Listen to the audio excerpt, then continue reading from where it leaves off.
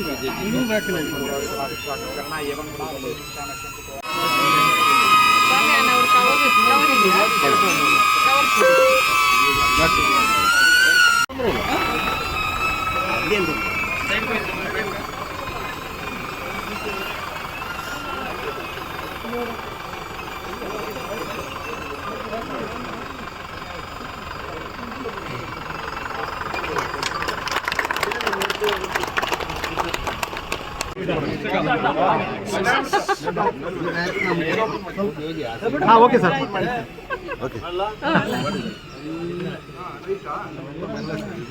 ಅಷ್ಟಾದ್ರೆ ಎಲ್ಲ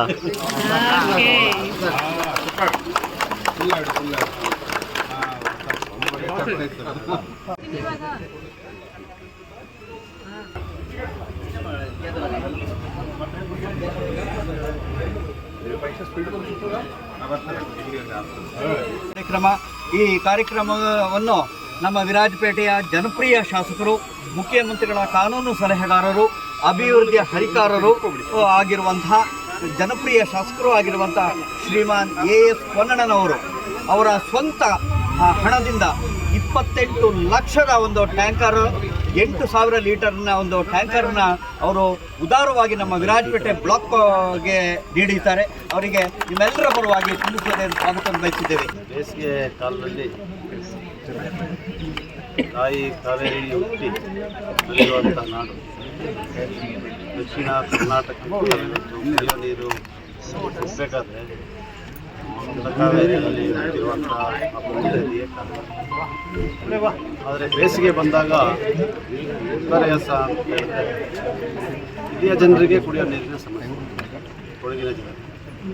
ಇದಕ್ಕೆ ವಿರಾಜಪೇಟೆ ವಿಧಾನಸಭಾ ವ್ಯಾಪ್ತಿಯಲ್ಲಿ ಮೂರು ತಾಲೂಕು, ಪೊನ್ನಂಪೇಟೆ, ವಿರಾಜಪೇಟೆ, ಮಡಿಕೇರಿಯ ಭಾಗಶಃ ತಾಲೂಕು, ವಿರಾಜಪೇಟೆ ವಿಧಾನಸಭಾ ಕ್ಷೇತ್ರಕ್ಕೆ ಈ ಭಾಗದ ಜನರಿಗೆ ಕುಡಿಯೋ ನೀರಿನ ಸಮಸ್ಯೆಯನ್ನು ನೀಗಿಸಲಿಕ್ಕೋಸ್ಕರ ಇವತ್ತು ಟ್ಯಾಂಕರ್ಗಳ ಮೂಲಕ ಅವರಿಗೆ ನೀರು ಸರಬರಾಜು ಅವ್ರ ವ್ಯವಸ್ಥೆ ಇದೆ. ಅವರೆಲ್ಲರೂ ಕೂಡ ಕೈ ಜೋಡಿಸಿ ಇವತ್ತು ಮುಂದಾಗಿದ್ದಾರೆ.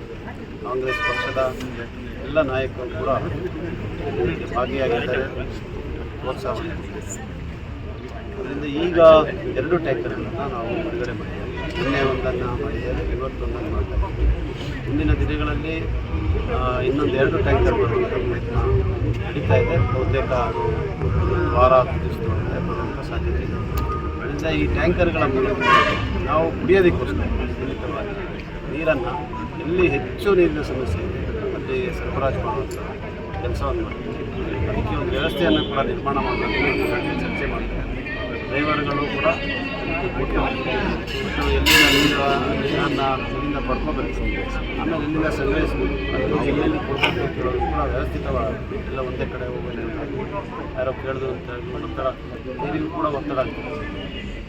ಮುಂದೆ ಪ್ರಪಂಚದಲ್ಲಿ 3rd ವರ್ಲ್ಡ್ ವಾರ್ ಆದರೆ ಅದು ನೀರಿಗೋಸ್ಕರ ಆಗ್ತದೆ. ಅಂದರೆ ನೀರು ಅಷ್ಟು ಅಮೂಲ್ಯವಾಗುತ್ತೆ. ನೀರಿನ ಸರಬರಾಜಲ್ಲಿ ವ್ಯವಸ್ಥಿತವಾಗಿ ಆಗಬೇಕು, ಎಲ್ಲೋ ತಾರತಮ್ಯ ಉದ್ದೇಶ. ಆ ಉದ್ದೇಶನ ಈಡೇರಿಸಲಿಕ್ಕೆ ಎಲ್ಲರೂ ಸಹಕರಿಸಿದ್ದಾರೆ. ರೋಡ್ ಟ್ಯಾಕ್ಸ್ ರಿಜಿಸ್ಟ್ರೇಷನ್ 2 ಟ್ಯಾಂಕರ್ ಹೊಸದಾಗಿ ನಾವು ಬಿಡುಗಡೆ ಮಾಡಿದ್ವಿ. 8,000 ಲೀಟರ್ ಪ್ರತಿ ಟ್ಯಾಂಕರು 8,000 ಲೀಟರ್ ನೀರನ್ನು ಹೊಂದತಕ್ಕಂಥ ಕೆಪಾಸಿಟಿ ಇದೆ. ಇದು ಮುಂದಿನ ದಿನಗಳಲ್ಲಿ ಇನ್ನಷ್ಟು ಮಳೆಗಾಲ ಪ್ರಾರಂಭ ಆಗಲಿಕ್ಕೆ ಇನ್ನೊಂದು 2 ತಿಂಗಳು ಎಲ್ಲರಿಗೂ ನೀರು ಸರಬರಾಜು ಮಾಡೋ ಕೆಲಸವನ್ನು ನಾವು ಮಾಡ್ತೀವಿ. ಇದು ನಾನು ವೈಯಕ್ತಿಕವಾದಂಥ ಪ್ರಯತ್ನ, ಆದರೆ ಇದು ಕಾಂಗ್ರೆಸ್ ಪಕ್ಷದ ಕಾರ್ಯಕ್ರಮ ಎಂದು ತಿಳ್ಕೊಂಡು ಕಾಂಗ್ರೆಸ್ ಪಕ್ಷದ ಪ್ರತಿಯೊಬ್ಬ ನಾಯಕರು, ಪ್ರತಿಯೊಬ್ಬ ಕಾರ್ಯಕರ್ತರು ಕೂಡ ಕೈ ಜೋಡಿಸಿದ್ದಾರೆ. ಅದರ ಅರ್ಥ ನಾವು ಬೇರೆಯವರು ಕೊಡಲ್ಲ ಅಂತಲ್ಲ, ಎಲ್ಲರಿಗೂ ಈಗ ನೀರು, ರಸ್ತೆ, ಇದರಲ್ಲಿ ಯಾವುದೇ ರೀತಿಯಾದಂಥ ತಾರತಮ್ಯ ಇಲ್ಲ, ರಾಜಕಾರಣ ಇಲ್ಲ. ಇದು ಬದುಕಿಗೆ ಬೇಕಾಗಿರುವಂಥ ಅಮೂಲ್ಯವಾದದ್ದು.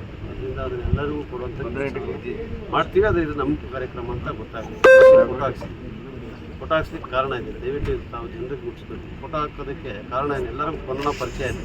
ಆದರೆ ನಾವು ಮಾಡಿದ್ದು ಅಂದ್ಬಿಡ್ತಾರೆ BJP-ನವರು. ನಾನು ತಂದಿರುವಂಥ ಎಲ್ಲ ಕಾರ್ಯಕ್ರಮ ನಾವು ಒಂದು 1% ಬೆನಿಫಿಟ್ ತಗೊಳ್ತೀವಿ. ಅದಾಗಬಾರ್ದು. ಇದು ನಮ್ಮ ಕಾರ್ಯಕ್ರಮ, ಅದಕ್ಕೆ ಫೋಟೋ ಹಾಕಿ ಸರಬರಾಜನ್ನು ಮಾಡ್ತಾಯಿದ್ದೀವಿ. ಮತ್ತು ಅನೇಕ ಈ ರೀತಿಯಾದಂಥ ವೈಯಕ್ತಿಕ ಕಾರ್ಯಕ್ರಮ, ಅದು ಆರೋಗ್ಯ ಕ್ಷೇತ್ರದಲ್ಲಿ ಇರ್ಬೋದು, ಶಿಕ್ಷಣ ಕ್ಷೇತ್ರದಲ್ಲಿ ಇರ್ಬೋದು, ಇಂಥದ್ದನ್ನು ಮಾಡಿ ಜನರಿಗೆ, ಈ ನಾಡಿನ ಒಂದು ಅದ್ಭುತವಾದಂಥ ನಾಡು, ಇಲ್ಲಿ ಜನರಿಗೆ ಸುಖ ಶಾಂತಿ ನೆಮ್ಮದಿಯ ಬದುಕನ್ನು ಕೊಡಲಿಕ್ಕೆ ಪ್ರಯತ್ನವನ್ನು ಮಾಡ್ತಾ ಇದ್ದೀವಿ. ಮುಂದಕ್ಕೂ ಕೂಡ ಈ ಪ್ರಯತ್ನ ನಿರಂತರ. ಈ ಸಂದರ್ಭ ಬ್ಲಾಕ್ ಅಧ್ಯಕ್ಷರಾದ ಪಟ್ಟಣ ರಂಜಿತ್ ಪುಣಚ, ಮಹಿಳಾ ಅಧ್ಯಕ್ಷೆ ನಯನ, ಪುರಸಭೆ ಮಾಜಿ ಅಧ್ಯಕ್ಷೆ ದೇಚಮ್ಮ ಕಾಳಪ್ಪ, ಪುರಸಭೆಯ ಮಾಜಿ ಸದಸ್ಯರು, ಪಕ್ಷದ ಪ್ರಮುಖರು, ಕಾರ್ಯಕರ್ತರು ಪಾಲ್ಗೊಂಡಿದ್ದರು.